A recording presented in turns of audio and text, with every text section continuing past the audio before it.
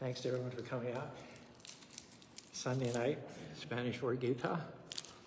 Thanks to those who download these talks as podcasts from iTunes. Invite your comments, correspondence, and feedback by email us at utahkrishnas@gmail.com. We also have a membership class at our website, utahkrishnas.org. I'd like to thank those who have taken the membership class, become members. Couldn't do what we do without your help and support. Everything is inspired by His Divine Grace, A.C. Bhaktivedanta Swami Prabhupada, who is the founder and chair of the International Society for Krishna Consciousness. Om Aganati Marandasya Ganangana Sadakya Chatsurun Meditam Yena Tashmai Sri Guru Namaha Sri Chaitanya Manobhishtam Stabitam Yana Bhutade Swayam Rupakaramyam Delati Paratikam. I'd like to talk to you today about God will settle your case. We all go through situations that seem unfair. Seems unfair that someone could lie about you, get away with it. Seems unfair that your sister could have children, but you can't. Seems unfair that you have to raise a special needs child. Seems unfair that you lost a loved one. Life has thrown you a curve. Not everything has gone according to your plan. Well, here's what I've learned, that although life is not always fair, Krishna or God is fair. Keep your trust. Keep from getting bitter. Keep moving forward. Krishna or God will pay you back for everything that's happened. Don't let one bad break ruin your life. One divorce, one pandemic, one bankruptcy, the loss of a loved one, a bad childhood. Don't let any of that keep you from an amazing future. What happened may have put you at a disadvantage. They played politics. You didn't get the promotion. You were with the company for 20 years. They laid you off. Your parents didn't have time for you growing up. Someone abandoned you when you needed them the most. Can I tell you, what they did cannot stop your destiny. They don't have the final say. God or Krishna has the final say. In the Bhagavad Gita, he says, Partha nevaha namuta. One who does good is never overcome by evil. Put another way, there may be weeping at night, but joy comes in the morning. Nothing that happens to you is a surprise to Krishna or God. The Bhagavad Gita, 7th chapter, Vedaham samadhitani bhartamani charjano bhavishani bhavai mam tu vedana kashana. Krishna says to Arjuna, the things of the past, the present, and the future, I am aware of all of them, but no one knows me. Krishna keeps good accounts. Krishna has the restoration. He has the healing. He has the vindication. He has the new beginning all lined up. And if you kept him first place by chanting his holy names, I'm putting you on notice. Your time is coming. Hare Krishna, Hare Krishna, Krishna Krishna, Hare Hare, Hare Rama, Hare Rama, Rama Rama, Hare Hare. Krishna sees every time you do the right thing and get taken advantage of. He sees every time you take the high road and let it go. He knows about every time you worked hard, somebody else got the credit. Krishna is always closely watching and listening. Sarvada paniparam tat sarvada sutimaleke sarvam shutimaleke sarmaritati. Everywhere my hands and feet, my eyes, heads and faces, I have ears everywhere. In this way I exist as the super soul, pervading everything in this world. In his season, he will pay you back with interest. He will pay you back for that childhood that you didn't have. He will pay you back for that person who falsely accused you. Pay you back for the years you lost in an abusive relationship. Pay you back not just what you lost, but he will restore you double with interest and dividends. You just have to do your part, keep a good attitude, and be patient. It is said the mills of God grind slowly, yet they grind exceeding small. Though with patience he stands waiting, with exactness grinds he all.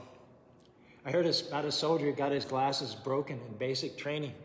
He taped them together and he applied for a new set. He didn't get them. So when he got sent to his advanced training, he applied for another set. They never came. When he got to his duty posting, he applied for another set. They never came. After he arrived at his second unit assignment, he applied again. They never came. Just after his discharge, 4 years later, 5 sets of eyeglasses cut up with them, each one marked rush. We learn from this, we should shake off the self-pity, the defeat, be patient. In its time, something new is going to come. Krishna will pay you back for every injustice. He sees every wrong that's been done to you, every person that hurt you, every tear you shed, every lonely night that you spent. There comes a point when the Lord says, enough is enough. Now I'm going to do something about it. And he's not going to give you just what you deserve. But he's going to make the enemy pay and bring you out twice as well off as you were before. We hear in the 4th canto of the Srimad Bhagavatam the story of Dhruva Maharaj. As a 5-year-old boy, he was the eldest son of his father, and all he wanted to do was get up on his lap. But his father had a younger wife that he was more fond of. And the idea was to promote the younger wife's son above Dhruva. Dhruva was a legitimate heir to the throne as the oldest son, but they wanted to push Dhruva aside. So when he started to get up on the lap of his father, his stepmother said these cruel words to him. 5-year-old boy, imagine. Tabashara purusha tashara garbatamsana yadvitashina pashanam. Little Dhruva, if you at all want to rise to the throne of the king, then you have to undergo severe austerities. You have to satisfy the Supreme Personality of Godhead, and then when you are favored by him by such worship, you take your next birth from my womb. Ouch. Ouch.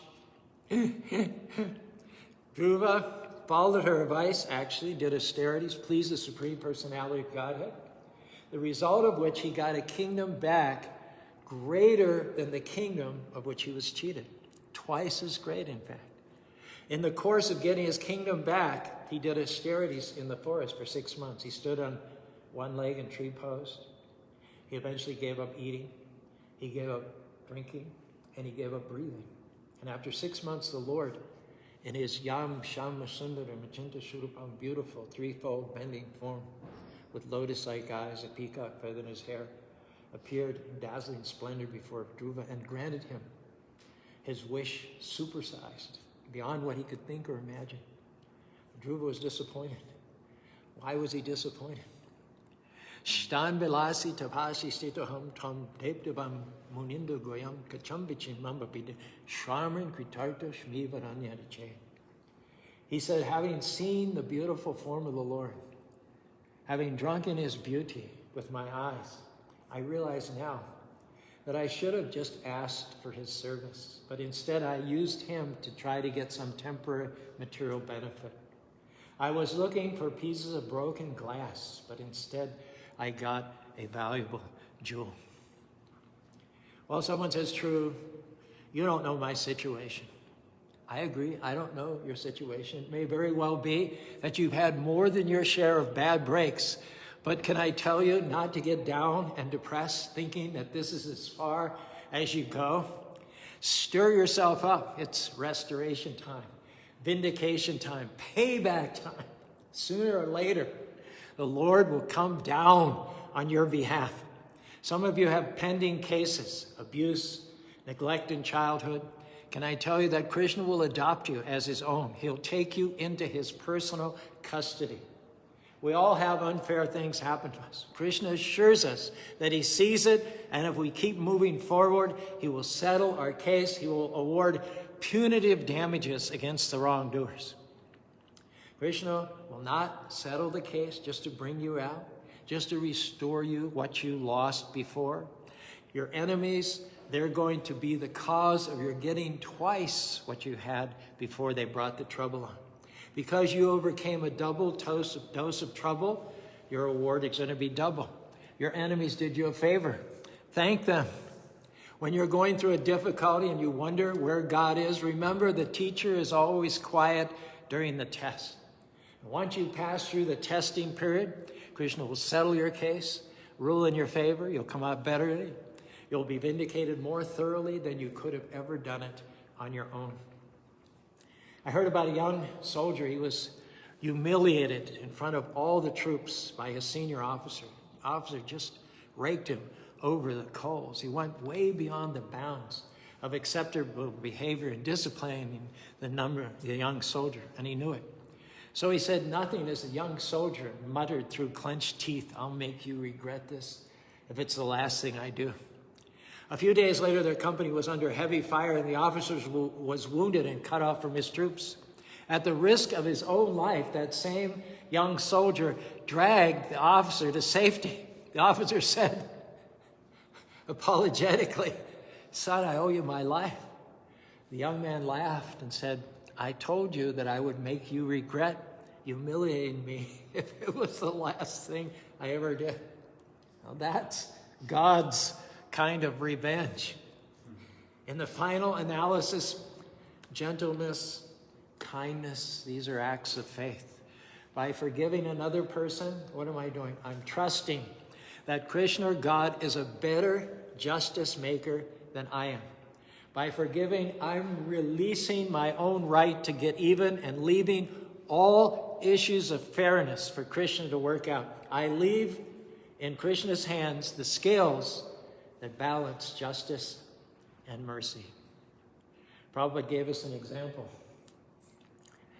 In the mouth of the cat, the rat feels only cruel death. But in that same mouth of the cat, the little kitten feels only love.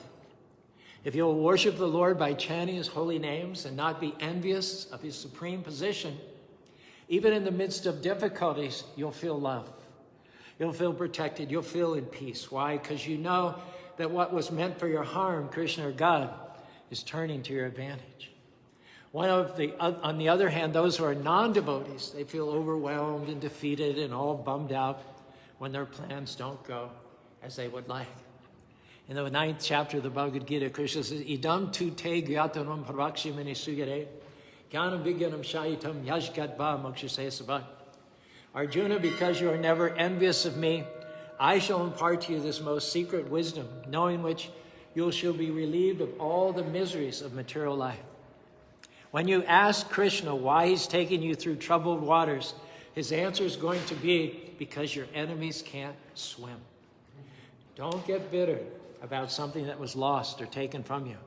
Co-worker got your promotion. A friend or family member didn't keep their word and pay you back. Krishna sees the injustice. When they were kids, according to the Mahabharata, the evil-minded Duryodhana tried to kill his cousin Bhima in many ways, but the most significant way was that he fed him poison, and while he was in a stupor because of the poison, they rolled him into the Yamuna River. They figured the combination of enough poison to kill 10,000 elephants and rolling him in the river and drowning him would be enough to kill Bhima. But what happened? The plan boomeranged on Duryodhana. While he was floating down the river, he stirred up a bunch of snakes, highly poisonous snakes called nagas. And they started biting him because he was intruding in their area, their domain. But what happened was the poison outside had a synthetic effect with the poison inside, and it gave him superhuman powers. So not only was Bhima not killed, but he got the strength of 10,000 elephants. Later on, Duryodhana organized a crooked game of dice and cheated Bhima and his 4 brothers of their rightful kingdom, sent them into exile for 13 years. He said, Duryodhana, that when they would return, having fulfilled the conditions of the 13 years of exile, he would give them half their kingdom back. But when they returned, he reneged on the deal. Not only will I not give you half your kingdom back, he said, but I will not give you as much land as will fit under the head of a pin. In the end, the great Kurukshetra war took place. Duryodhana ended up dueling with Bhima. They went on for days and days. Bhima was stronger, but Duryodhana was more expert. So finally, Bhima, he didn't know how to defeat Duryodhana. He looked over at Krishna. Krishna knows past, present, and future. As Bhima looked over him, Krishna went like this. He went like this. Krishna knew that when Duryodhana was young, his mother Gandhari, a great ascetic with great mystic powers, wanted to protect him from all future enemies and make him invulnerable. And she had made a lifelong vow to bind her eyes with linen so that she wouldn't feel superior to her husband, Dhritarashtra, who had been born blind. So Gandhari arranged with Duryodhana to come through the palace at 2 o'clock in the morning when no one was awake, totally naked. And she would, for the one and only time, take off the linen from her eyes and by her glance over his body, make him invulnerable. There would be no part of his body that a weapon could harm. But Krishna, knowing everything past, present, and future, just happened by chance, right, to be out on a midnight moonlight stroll, also 2 o'clock in the morning. He came around a corner, Duryodhana came around a corner. Krishna said, Duryodhana, what are you doing out here, stark naked at 2 o'clock in the morning? He was embarrassed, kind of defensive, and he said, well, my mom told me to come and meet her. Well, at least put on something, at least put something around your waist for modesty's sake. So Krishna persuaded Duryodhana to do that. So Gandhari took off the linen and looked at Duryodhana and said, what are you doing? I told you to come naked. She said, hold on a second. Did you by any chance meet Krishna on the way here?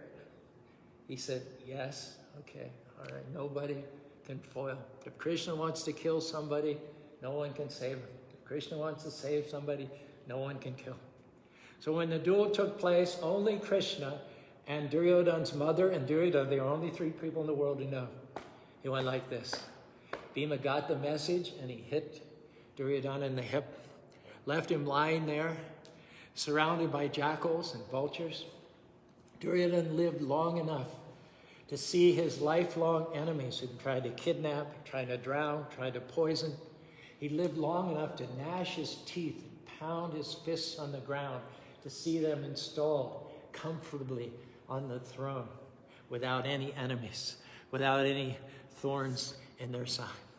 Would you agree with me that in the end, Duryodhana did Bhima and his brothers a favor? Had he not opposed them, they would have only got back what they lost. But because he opposed them, they got back much, much more. It is said the ego of this world is that everybody wants to make up their own rules of what's fair and what is not fair, and then they judge others by those man-made, concocted rules. I heard a so-called joke which speaks to this point. A man from the city went to visit his country cousin, a farmer. The first thing the city guy saw was a pig with a wooden leg. Why, asked the man from the city, does that pig have a wooden leg? Let me tell you about that pig, said the country cousin. My tractor fell on me one afternoon and that pig ran for help, saved me from dying. A little bit later on, my son was drowning in that pond over there. And that pig swam out in the water and saved him. And still later, my house caught fire and the pig woke us up and saved our lives from that burning building. That's really great, said the man from the city, but why does the pig have a wooden leg? The farmer replied, don't you know anything? You don't eat a pig like that all at one time.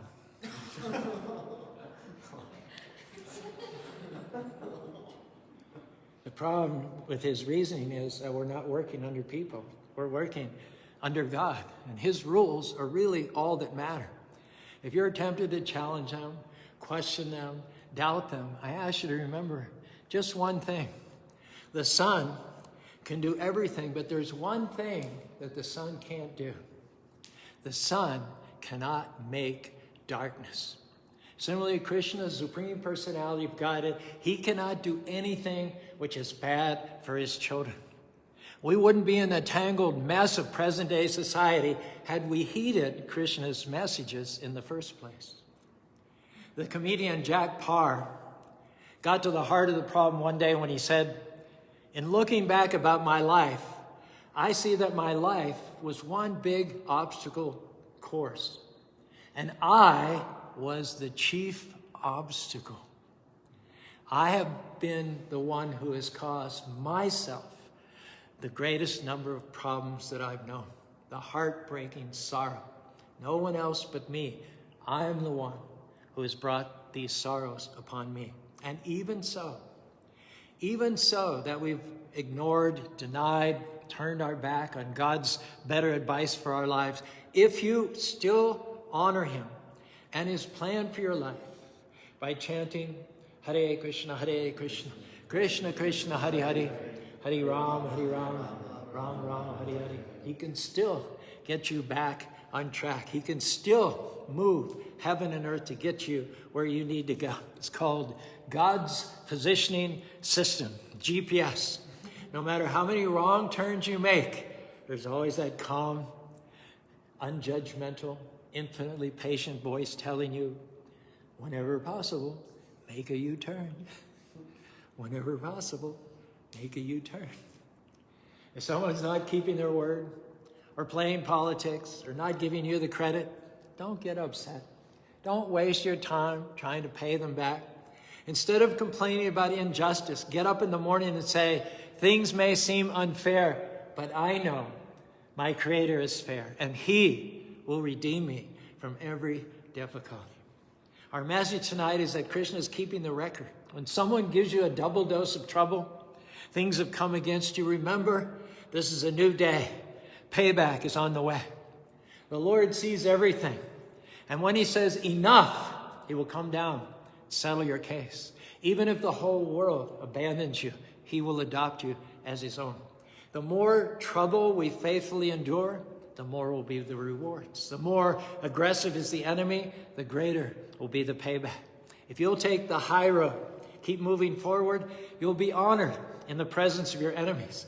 Get ready for a double dose of Krishna's goodness, a double dose of Krishna's joy, a double dose of peace, of prosperity, vindication, favor, all that in this life and in the next life. Get ready to go back to home, back to God. Hare Krishna, Krishna Krishna, Hare Hare, Hare Rama, Rama Rama, Hare Hare. Once or twice more, perhaps.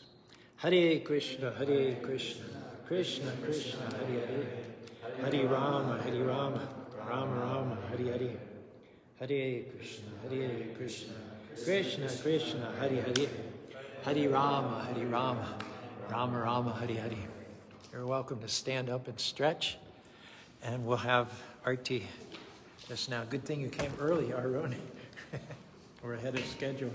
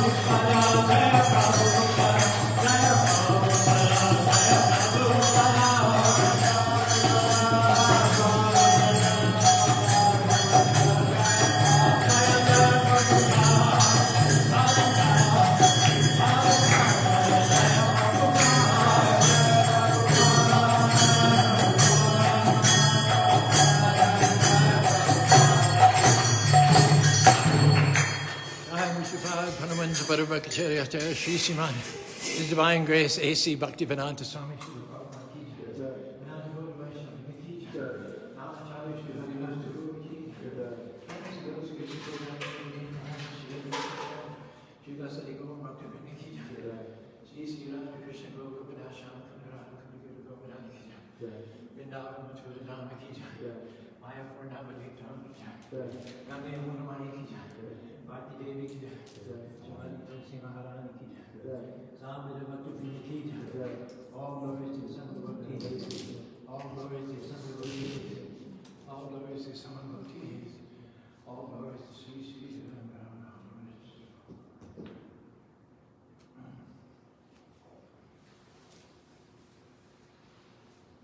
We'll be singing one more mantra, meditation.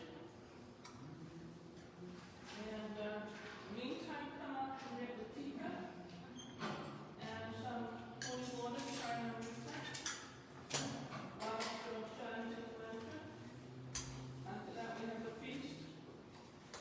Upcoming events may, and then of course you can come on Christmas Day if you'd like to enjoy a vegetarian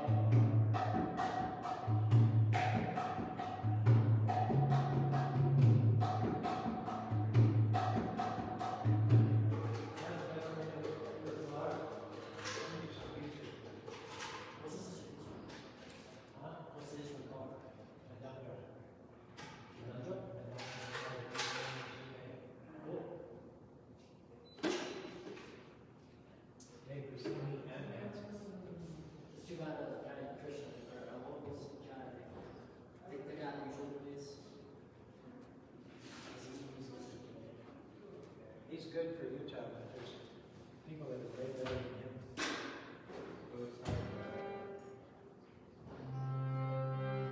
What do you like to play the Hare Krishna mantra?